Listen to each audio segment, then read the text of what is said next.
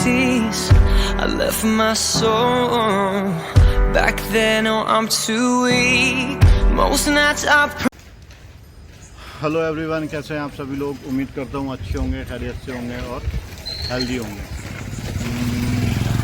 मेरा आज का जो शूट है वो है वॉक पे टॉक। खाने के बाद वॉक कर रहे थे और वॉक करने के बाद डिसाइड करा कि एक बहुत इम्पोर्टेंट टॉपिक है जिसको सबके सामने लेकर आना चाहिए। तो आज का जो इम्पोर्टेंट टॉपिक है मेरा वो है E20 फ्यूल पे। आप सभी को मालूम होगा कि 1 अप्रैल 2025 के बाद से इंडियन गवर्नमेंट ने सभी पेट्रोल टैंकों पे इंडिया के E20 पेट्रोल को कंपलसरी कर दिया। अब E20 क्या होता है, सबसे पहले हमको इसको समझना चाहिए। चाय पियेंगे। E20 पेट्रोल का मतलब ये है कि जो हमारा 1 लीटर पेट्रोल है उसमें 20% हम एथेनॉल मिला रहे हैं और रेस्ट ऑफ 80% प्योर पेट्रोल है।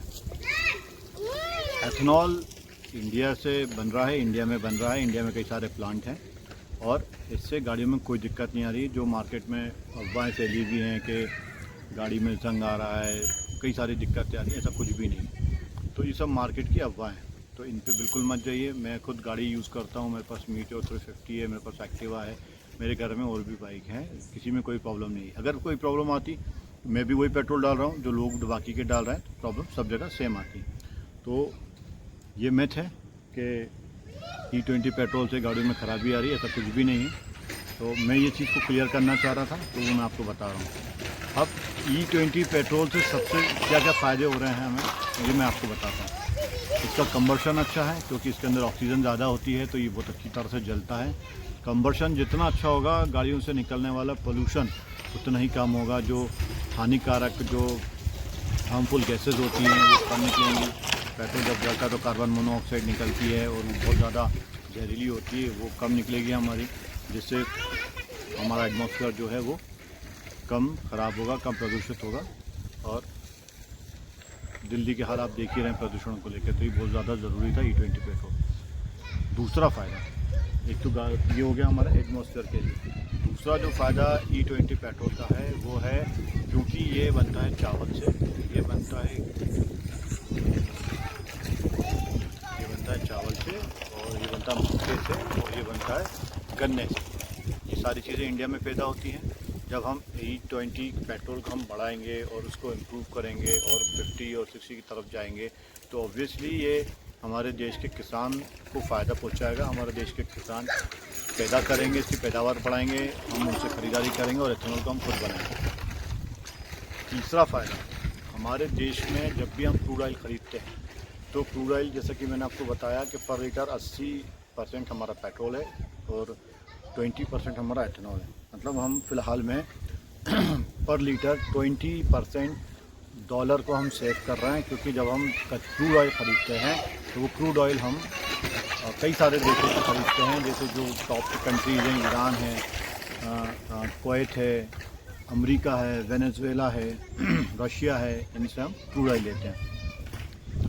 तो हमारी डिपेंडेंसी इनके ऊपर ज़्यादा है और हमको इनको पैसा देना पड़ता है, डॉलर में पेमेंट करना पड़ता है। तो हमारा डॉलर भी सेफ रहेगा, जिससे हमारा रुपया मजबूत होगा और हमारे देश के लिए सबसे ज़्यादा फ़ायदेमंद ये चीज़ होगी।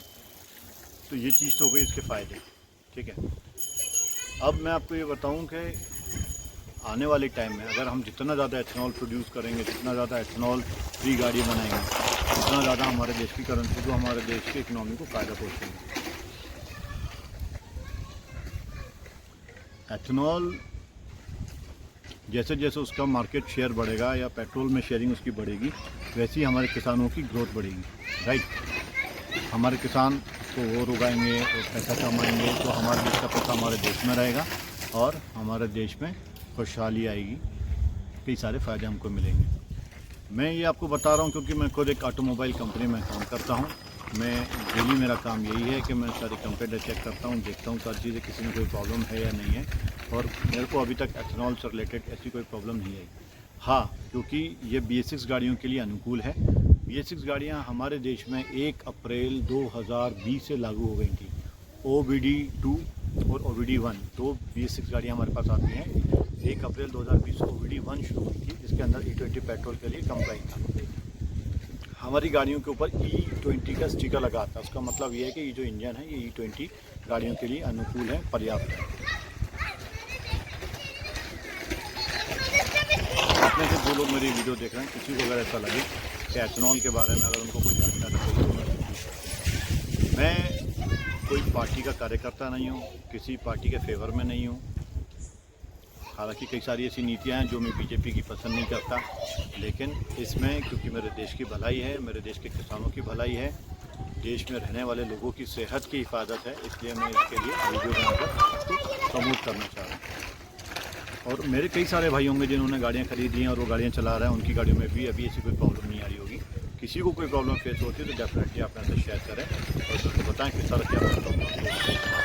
हवा बहुत अच्छी चल रही है, बरसात का मौसम चल रहा है, बरसात नहीं हो रही वो बात अलग है, लेकिन हवा बहुत अच्छी चल रही है और मेरा कैमरा इसीलिए हिल रहा है।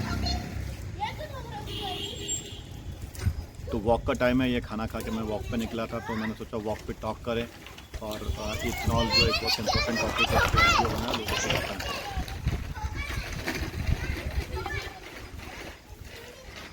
उम्मीद करता हूं कि आपको मैंने जो बताया इथनॉल के बारे में आपको पसंद आएगा, अच्छा लगेगा और इसी तरह की और भी जानकारियां लेकर मैं फिर आपके सामने आऊंगा और बताऊंगा। इसमें सबसे ज़्यादा इम्पोर्टेंट ये है कि सरकार की तरफ से कोई पक्षपात नहीं होना चाहिए कि अगर हम ये बात कर रहे हैं कि हमारे देश के किसानों को इसका फ़ायदा मिलेगा तो हमारे देश के किसानों को फ़ायदा मिलना चाहिए। ऐसा ना हो कि हम कोई किसी कंट्री से एक्सपोर्ट कर रहे हैं, जैसे अमेरिका से हमने टाइप करा अभी कि भाई हम आपको करोड़ों रुपये का व्यापार करेंगे, बढ़ाएंगे, उसमें ऐसा ना उनका मक्का हम खरीदने लग जाए, उससे एथनॉल बनाए, तो वो सारी चीज़ें जो है वो नुकसानदायक है, हमारे देश के लोगों के हित में नहीं होंगी, तो उस चीज़ से हमको बचना चाहिए। देखिए मेरा कैमरा कर देता है, हो सकता है चेंज रहता है। बच्चों का शोर शराबा आपको दिख रहा होगा, बच्चे मेरे जो हैं सारे साइकिल में लगे हुए हैं और यहीं पर ही आजू बाजू घूम रहे हैं क्योंकि मैं बैठा हुआ हूँ तो इनको प्रोटेक्शन फील हो रहा है कि चाचू बैठे हुए हैं तो ये इधर से उधर गाड़ियाँ घुमा रहे हैं और शोर शराबा इनका होता रहा है, तो उसको ऑब्वियसली माइंड मत कीजिए।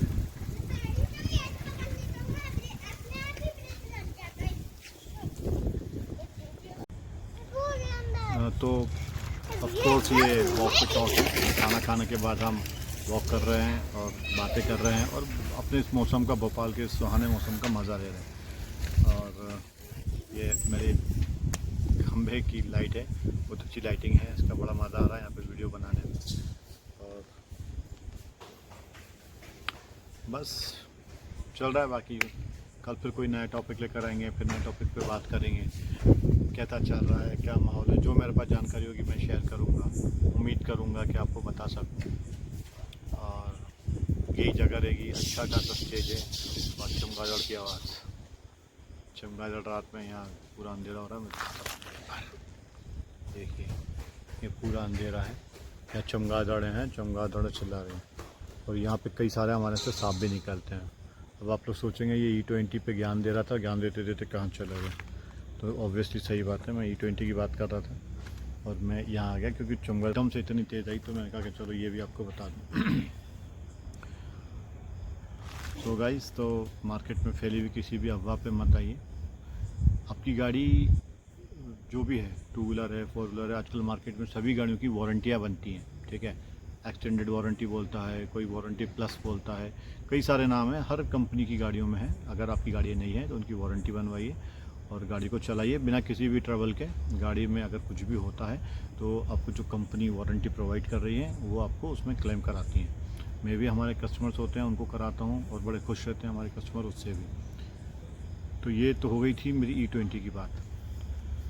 अब किस चीज़ पे आपको बात करनी है, आपको क्या समझ में आया, क्या समझ में नहीं आया, इसका आप मुझे मैसेज करें, मैं उस पर पढ़ूँगा, आपको रिप्लाई करूँगा। E20 के बारे में, E85 के बारे में, BS6 गाड़ी क्या होती है, BS4 क्या होती है, BS6 क्यों लेकर आए हम, BS4 से BS6 पे क्यों आए, शिफ्ट क्यों हमने करा, 5 को एस्केप क्यों कर दिया हमने, कई सारे इस पर क्वेश्चन हैं। तो चूँकि मैं ऑटोमोबाइल फील्ड से हूँ, अगर आपका कोई ऐसा क्वेश्चन बनता है जिसका आंसर मैं आपको दे पाऊँ तो बिल्कुल आप मुझे पूछिए और मैं उम्मीद करूँगा कि आपको इसके आंसर दे सकूँ। तो गाइज़, अच्छा व्लॉग बना, मज़ा आया बना के।